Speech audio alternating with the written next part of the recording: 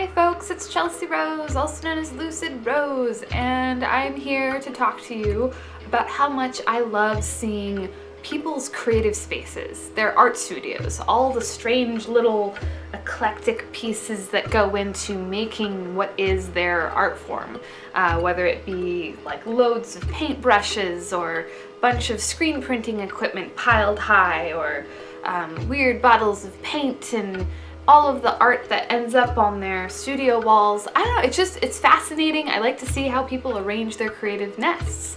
And I know that a lot of people are interested in that as well, seeing that if you go on Tumblr or any of the search engines of now and you type in art studio tours, there's a lot out there. And so I have a lot of art friends, and a lot of these art friends, I've seen their creative spaces and they're amazing, and I want to share that with you. So I've decided to start kind of snooping around, asking my friends if I can go into their art spaces and take video and ask them some questions. Pretty much just do studio tours. I'm gonna start with my friend Joanne Licardo. She was kind enough to be my guinea pig. Check out the footage I got. Hope you like it. I'm doing my first interview with an artist friend, Joanne Licardo. And she does amazing, beautiful oil painting, and it's amazing always to get to walk into her studio and see all of the beautifulness. So we'll take the camera around and do some nice little detail shots for you, some studio porn, if you will. Wait a second, they didn't tell me there was anything porn. I'm keeping my clothes on. All right, fair enough. I was at the Portland Love Show, like a year into living in Portland, Oregon, and I was trying to find where all my paintings were hung because it was just like this massive show, and I found my mermaid piece. So I found it, and then I was just kind of standing against the wall going, okay, now what do I do? There's a lot of people everywhere. And I remember you standing against the wall too, I remember that. Yep, I was just like, what do I do now? And you found me. I just turned around and there you were. Yeah. And what was weird is she recognized me, even though we hadn't met like since I was a baby, right? Yeah.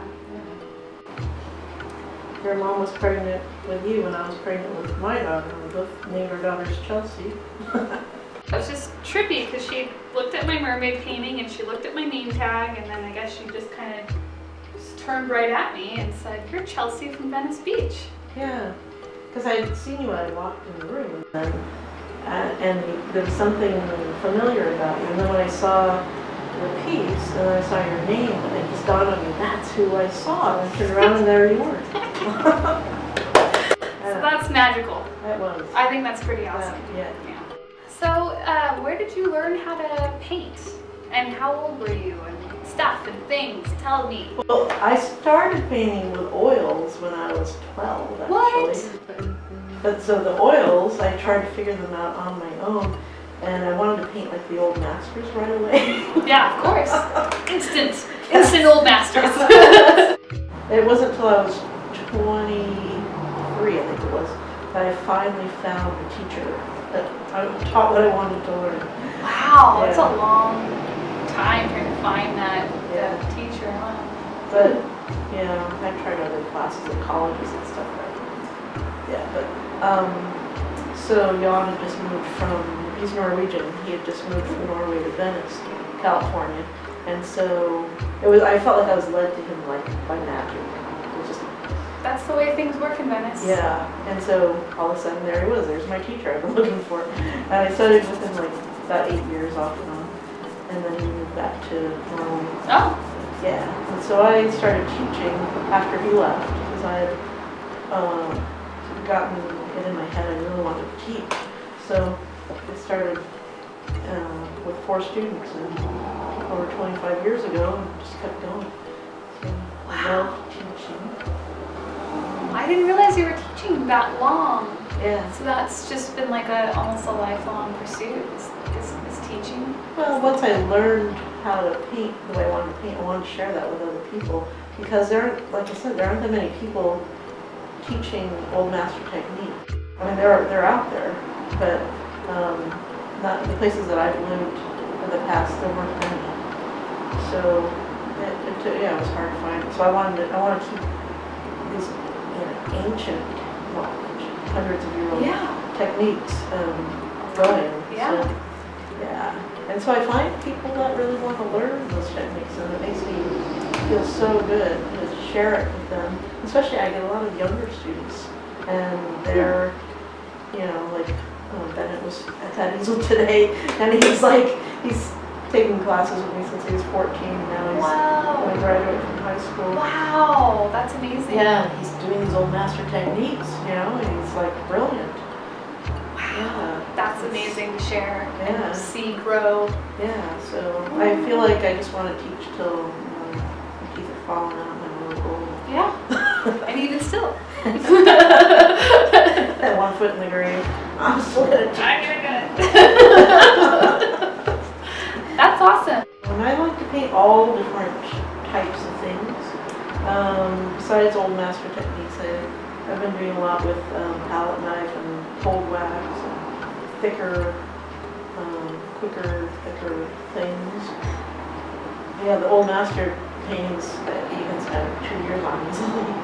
I've done a lot of paintings where I spent between 1 and 3 years on them. Wow. Then it's like, how do you sell it? Because now it's like you want a lot of money. Is that just because you're like layering your color so much? Yeah, or you're... exactly. Wow. Yeah, with those techniques, you're painting flat and thin, and then you're building up layer upon layer with glazes. Wow. You glaze it and then build on top of the glaze, and then it dries, you glaze it again and build on top, and just keep going.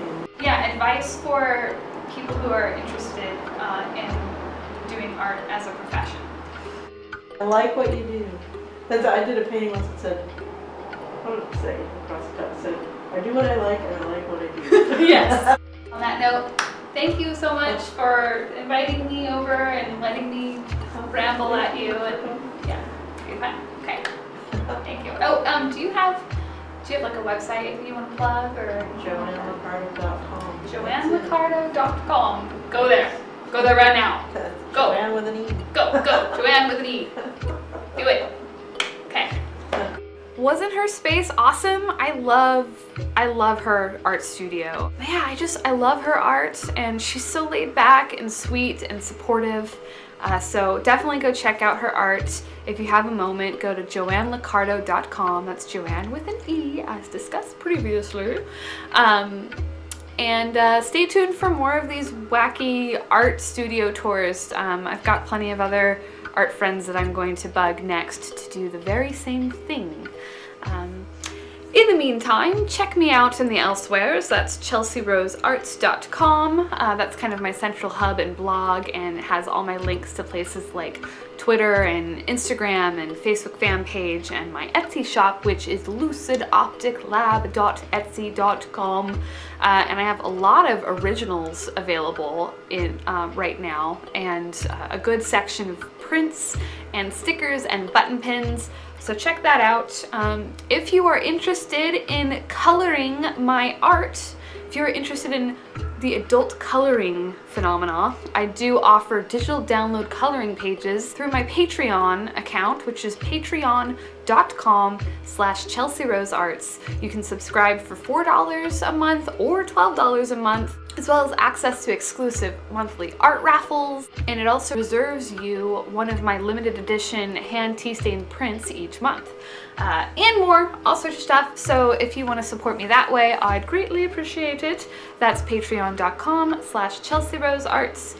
Anywho, more videos coming soon. Much love. Thanks so much for watching. Don't forget to subscribe, like, comment. Mwah! Bye-bye.